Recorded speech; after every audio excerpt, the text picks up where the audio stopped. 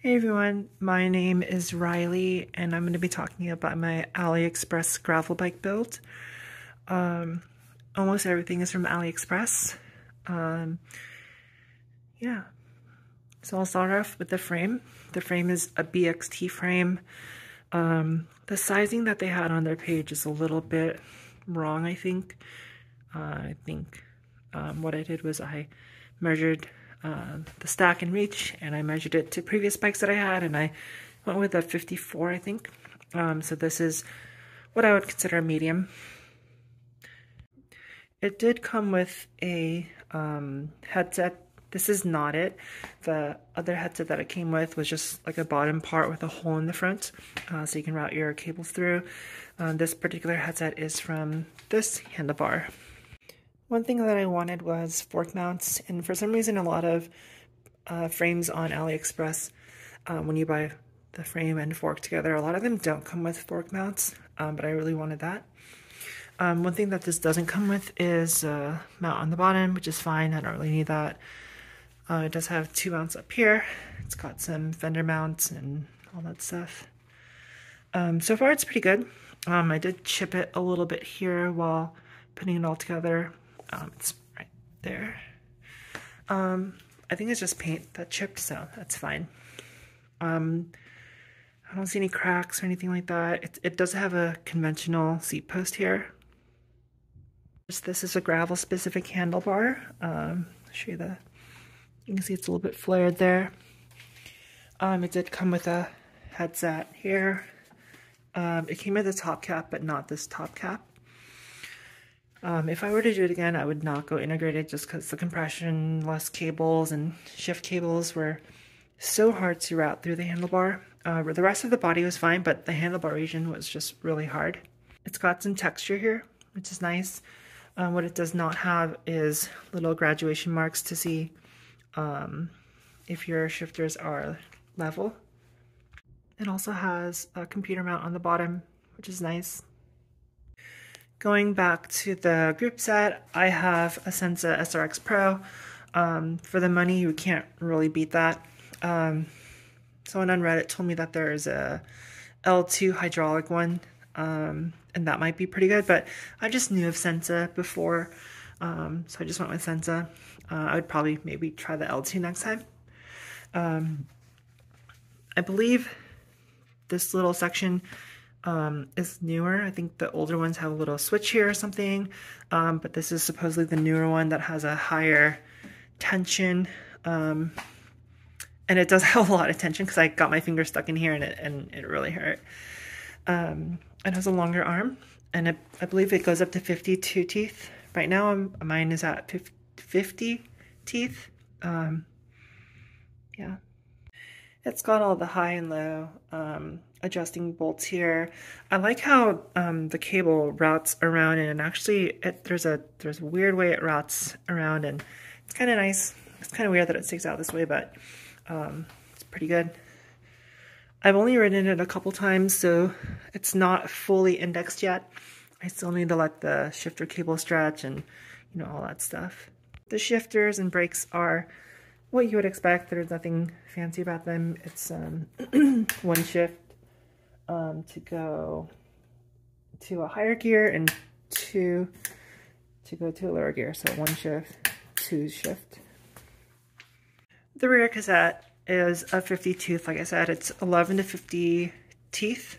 I went with it because it was pretty light. It's the brand is called Zitto, Z-T-T-O. And obviously I'm going for a black and gold theme here, and this is black and gold, so it was perfect. It's really light. I really like it. Gonna see how it performs being so light. For the crank set, I went with Xenix. It's called the GR3. Nothing special to write home about. It's a 24 millimeter through axle. I don't know what you call it. It has a Decus chainring. It's a 6 millimeter offset, which is what most gravel bikes need these days. The clipless pedals are called Zerac. I'm not exactly sure. but they are light. I think they're lighter than Shimano M520s, maybe lighter than M540s. Yeah, they seem fine. Just had to adjust the tension a little bit. The chain is called VG Sports. It's 116 links and it's very light. And it just magically came the perfect length for my bike. It's got a good S bend, it's got a good bend in the derailleur, so I didn't have to adjust anything. I didn't have to break any chains. And it came with the matching gold master link here, which is nice. The wheels are carbon fiber. Oh, by the way, everything on this bike is carbon fiber. The wheels are carbon fiber. It's my first set of carbon fiber wheels, so I'm kind of scared, but I'm sure it's perfectly fine. It's a gravel specific wheel. It's 24 millimeters internal width. The tires are different on the back than the front.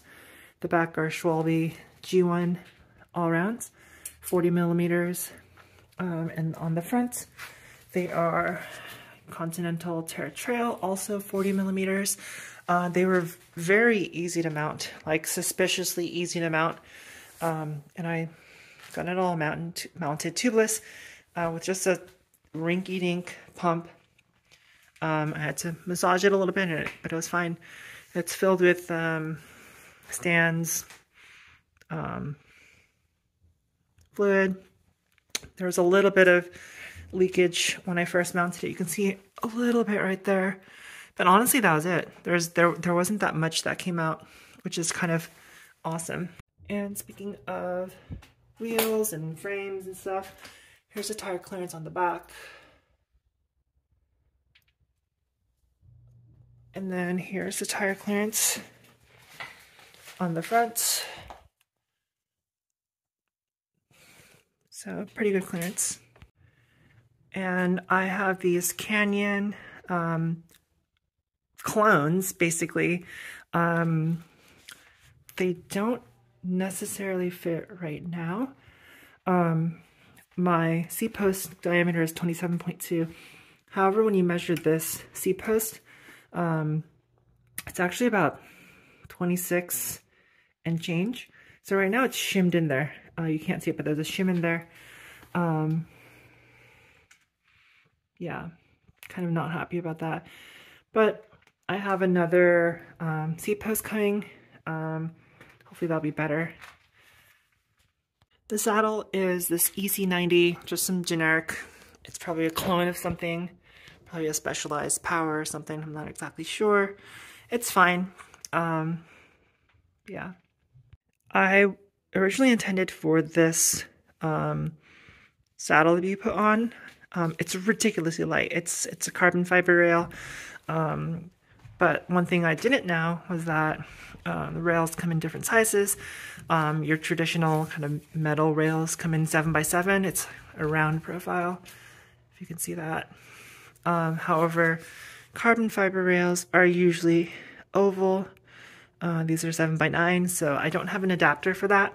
So I ordered a new seat post and that has an adapter. And so I'm probably going to switch over to just this with a regular seat post.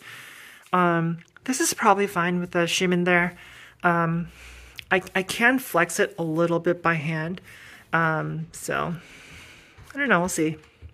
For the brakes, I have what is the internet's favorite brakes, it seems like. They're JuneTech F1s. I had a really hard time mounting these because I'm used to having brakes that have bolts here that you can push the pad in and out. The front was fine to get it not rubbing on the rotors, but the rear brakes still rub a little bit on the rotors. That's going to drive me crazy. What was particularly hard about mounting at least the front was that this bolt right here, it's kind of hard to reach. It's kind of hard to see, but this is in the way, this is in the way, so you have to have a long Allen key to get in there. It's really hard to get a torque head in there to torque it down. Yeah, it's just kind of an awkward spot to have that. And the rotors, these are like ridiculously light rotors. They're like half the weight of a typical rotor. The June Tax came with their own rotor, but I'm going to try these out, just see what it's like, because I'm a gram weenie. Yeah, matching front and back. It's a 6-bolt design. And these water bottle cages, they're just like the cheapest thing ever. Probably going to switch it out with something else just because my water bottles tend to fall out on rougher terrain. I have a water bottle here. It fits fine, but like that's gonna fall out. Like 100% that's gonna fall out. Yeah. I'm kind of a DIY, make your own gear kind of person. This is just some, you know, simple little Velcro thing as a chain guard. Yeah. And these are from Amazon, but they're just like really cheap. They're like $10. It has a ambient sensor on it. And here's my rear light. It also has a ambient sensor on it. This one's USB-C, which is awesome. This one is just still micro USB. This is my first time using a computer mount. I've always just used my phone and Strava and whatever. I don't even have a computer. So I might not even have that on there. I might just relocate my light to that bolt there. Maybe 3D print some kind of mount. Here's the stuff they don't show you. Here's all the aftermath of building it.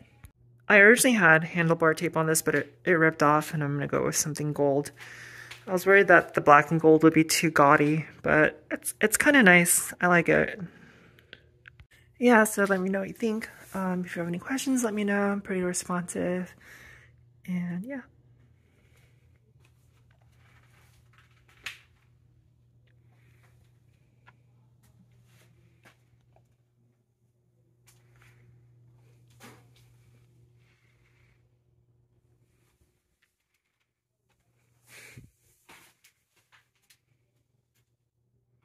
Oh, and I forgot to mention that the total weight of this bike is 19.5 pounds. It's probably going to change here and there. My goal is 18, but 19.5 is not bad, I think.